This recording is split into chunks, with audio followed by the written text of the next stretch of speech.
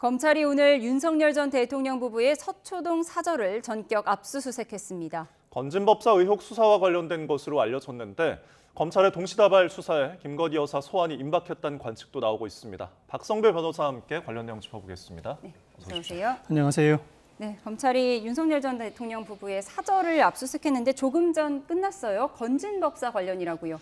윤 전 대통령 부부와 건진법사 전 시간에 각종 의혹을 수사해 오던 검찰이 오늘 오전 전격적으로 윤 전 대통령 부부의 사저 아크로비스타 압수수색에 나섰습니다. 방금 압수수색을 모두 종료한 것으로 전해지고 있는데 통상 압수수색을 단행할 때에는 피의자 또는 관련자의 자택, 사무실, 차량에 대해 동시다발적으로 압수수색을 진행하게 됩니다.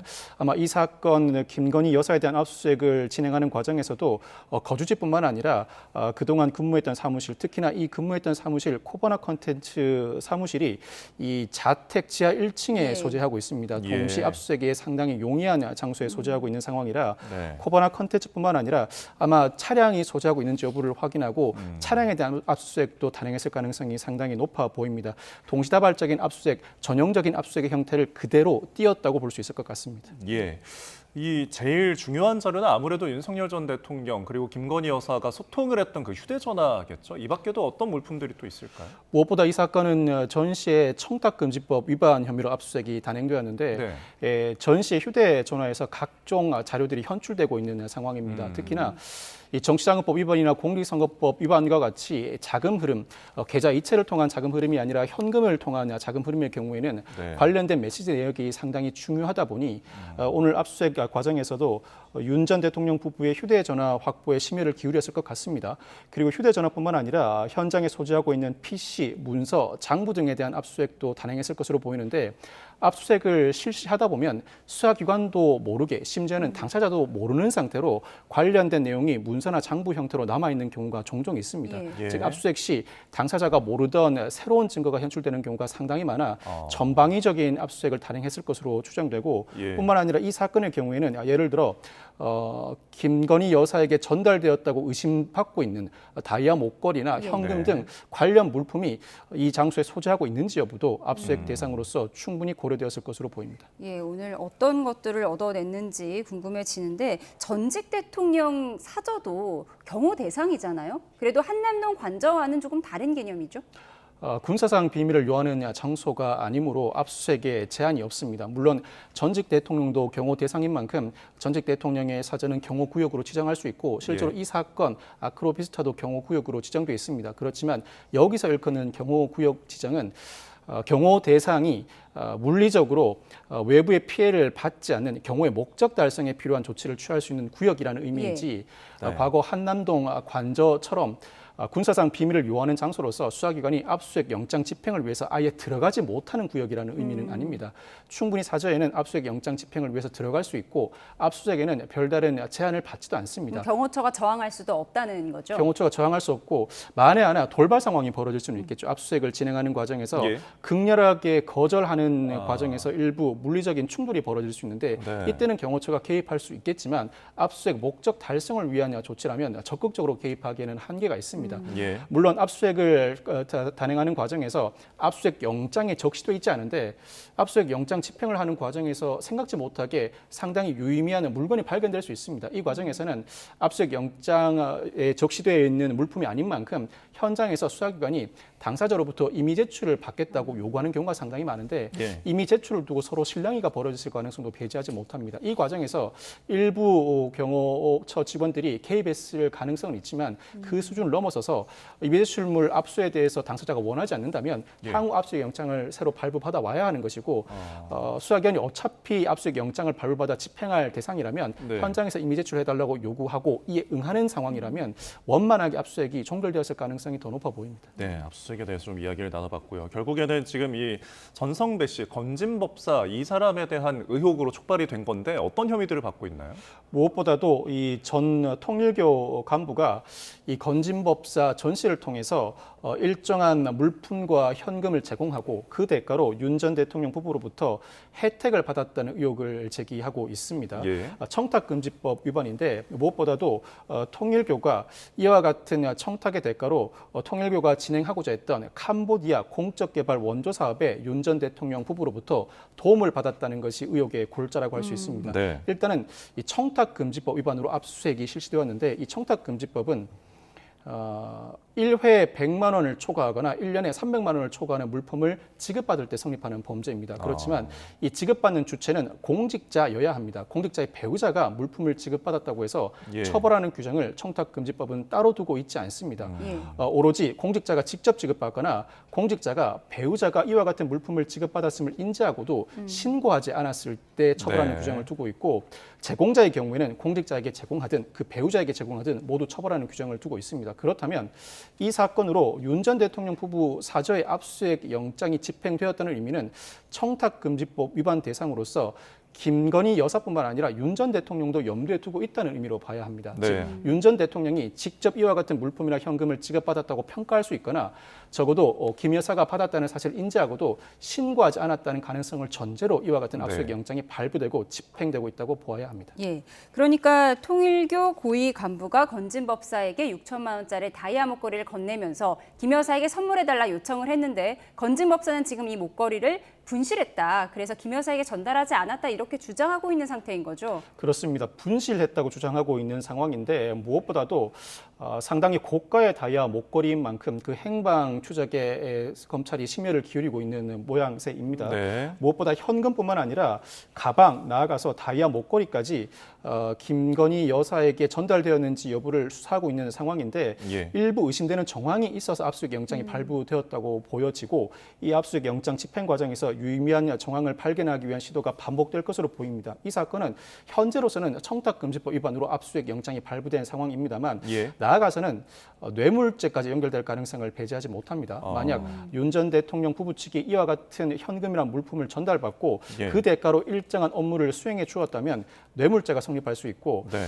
이 뇌물죄가 성립하는 과정에서 애초에 이와 같은 현금과 물품을 제공한 전 통일교 간부도 뇌물 제공죄로 처벌받지만 이와 같은 물품을 전달할 목적으로 즉 전달 목적으로 현금과 물품을 교부받은 자 즉 전 씨도 뇌물 제공죄로 처벌받게 됩니다.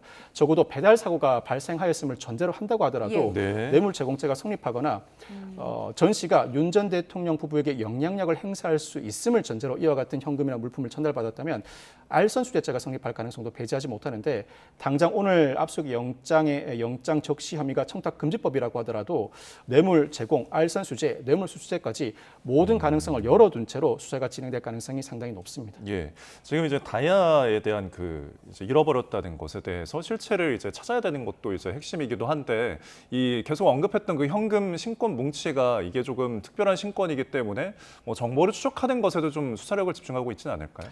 지난해 12월에 전 씨 자택에 대한 압수수색을 단행하는 과정에서 네. 다량의 현금 뭉치가 발견되었고 그중 5천만 원의 경우에는 한국은행 표기가 적힌 비닐에 쌓여 있는 상태였습니다. 저 그림이죠. 예. 그렇습니다. 관봉권인지 여부는 아직까지 불분명합니다만 적어도 담당자나 일련 번호가 적시되어 있는 현금 뭉치로서 이와 같은 현금 뭉치는 한국은행이 시중은행에 보낼 때 사용하는 형태라고 합니다.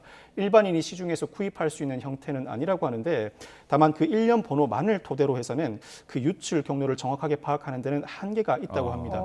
그렇지만 검찰로서는 상당히 특이한 형태의 현금 뭉치가 발견된 이상 그 추적에 심혈을 기울일 것으로 보이고 예. 언젠가는 전 씨 입을 통해서 이와 같은 현금 뭉치가 어디서 유출되었고 어떠한 형태로 입수되었으며 어디에 사용할 예정이었는지 관련 진술을 받아낼 가능성이 상당히 높아 보입니다. 그 이유는 2017년, 2018년 당시 지방선거 전후를 즈음해서 전 씨 아내 계좌에도 수억 원의 현금 등이 입금된 정황이 이미 포착된 상황이고 무엇보다 전 씨 휴대전화에 관련된 공천 청탁 등 각종 비행위와 관련된 메시지가 다수 발견된 상황입니다. 예. 여기에 여타 참고인들 진술이 더해진다면 전 씨로서도 더 이상 견뎌내지 못하고 관련 진술을 이어나갈 가능성이 상당히 높아 보이는데 앞서 지난 3월에도 검찰이 전 씨와 관련된 카카오톡 메시지를 확보하기 위해서 카카오톡 본사 서버를 압수수색한 바가 있습니다. 네. 통상 당사자 휴대전화에 남아있는 메시지 내용만으로는 부족할 때 이때는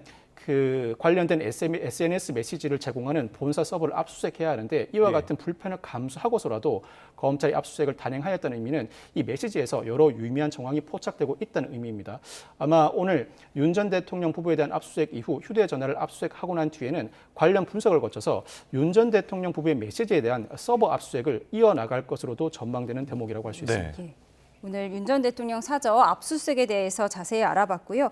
주제를 좀 바꿔보겠습니다. 내일 대법원에서 이재명 후보에 대한 대법원 선고, 공직선거법 관련 혐의의 재판이 있는데요. 네, 생중계를 허용하기로 했어요. 흔한 일은 아니죠. 대법원 선고 생중계가 흔한 일은 아닙니다. 예. 법정 방청 및 촬영 규칙에 따르면 재판장은 피고인의 동의 여부를 불문하고 공공의 이익을 위해서 상당하다고 판단할 때는 생중계를 허용할 수 있습니다.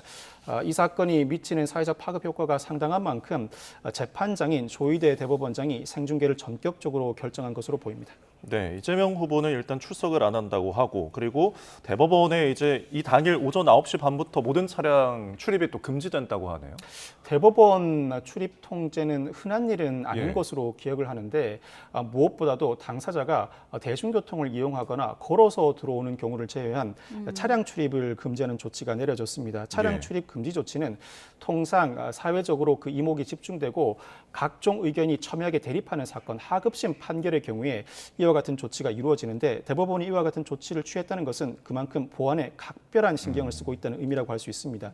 차량 출입을 전면적으로 허용할 경우에는 대법원 선고 시 돌발 상황이 발생할 우려가 커지는 것은 사실입니다. 예를 들어 흉기 등을 꺼내 재판관을 위협하는 등 돌발 상황을 막기 위해서 차량 출입을 통제한 것으로 예상합니다. 예. 이재명 후보는 출석을 하지 않는다고 하는데 이런 경우에 변호인들만 가서 선고를 듣게 되는 건가요? 변호인만 가서 선고를 들을 수도 있고 굳이 변호인이 출석하지 않는다고 하더라도 선고에는 아무런 지장이 없습니다. 특히 대법원은 그 본질이 사후심입니다. 즉 서면 심리를 원칙으로 하고 있고 1심과 2심은 검사가 제기한 공소사실이 실체관계에 부합하는지 일일이 따져보고 예. 유죄를 선고해야 할 때는 어떤 형을 정할지 구체적으로 양정을 하는 단계인 반면에 이 대법원은 사후심으로서 원심 판결이 옳은지 그른지만 판단하는 절차입니다. 즉 예. 이에 따라서 공판기일을 따로 열지도 않고 공판기일을 연다고 하더라도 당사자의 출석이 의무도 아닙니다. 선고 시에도 당연히 당사자가 출석할 필요도 없고 서면 심리의 결과만 이유, 주문의 순서로 읊는 절차가 진행될 전망입니다. 알겠습니다. 자, 굉장히 이례적인 속도로 이루어지는 이제 선고 결론이기 때문에 제일 궁금한 게 이제 최종 결론입니다. 법원에서는 이제 크게 세 개로 시나리오를 압축을 했는데 엄윤주 기자가 관련해서 정리를 했습니다. 보고 오시죠. 대법원이 내릴 수 있는 결론은 세 가지입니다. 먼저 전원합의체가 지난달 나온 선거법 사건 2심 선고에 문제가 없다고 판단한다면 상고는 기각됩니다. 이 경우 무죄가 최종 확정되고 이재명 후보의 대선 가도에도 청신호가 켜질 거란 분석이 나옵니다. 반면 2심 선고에 법리 오해 등 문제가 있다고 본다면 대법원은 2심 판결을 깨고 유죄 취지로 사건을 서울고등법원으로 돌려보내게 됩니다. 파기환송 재판에 시일이 걸리는 만큼 대선 레이스 자체에는 지장이 없겠지만 곧장 사법 리스크를 고리로 정치적 공방에 휘말릴 가능성이 큽니다. 일각에서는 대통령에 당선되더라도 자격 논란이 이어질 수 있다는 전망도 내놓고 있습니다. 또 하나의 가능성은 파기 자판입니다. 대법원이 2심 무죄 선고를 깨고 파기환송심 없이 직접 형까지 정해 선고하는 건데 가능성이 매우 작다는 게 법조계의 중론입니다. 파기 자판은 공소시효가 지났거나 중복 기소가 확인돼 면소 또는 공소기각이 필요한 경우 등에만 지극히 예외적으로 이뤄져 왔기 때문입니다. 나아가 파기환송이라는 절차가 있는데도 대법원이 파기 자판을 통해 형을 결정한다면 불필요한 정치적 오해를 불러일으킬 거란 지적도 존재합니다. YTN 엄윤주입니다. 네. 자, 여러 가지 시나리오를 이제 짚어보고 왔는데 법조계에서 좀 예상되는 게 있을까요? 요즘에 선고 결과를 예상해도 예상 외의 판결이 워낙 자주 선고되는 경향이라 예. 쉽사리 예단은 하지 못하고 있습니다. 적어도 파기 자판 가능성은 지극히 낮습니다. 파기 자판 자체가 상당히 예외적인 경우에 선고되는 선고 형태일 뿐만 아니라 이 사건은 무죄 선고에 대해서 파기하는 경우에 해당하므로 파기할 경우에도 형을 다시 정하여야 하므로 환송할 가능성이 상당히 높습니다. 상고 기각 내지는 파기 환송으로 보이는데 예.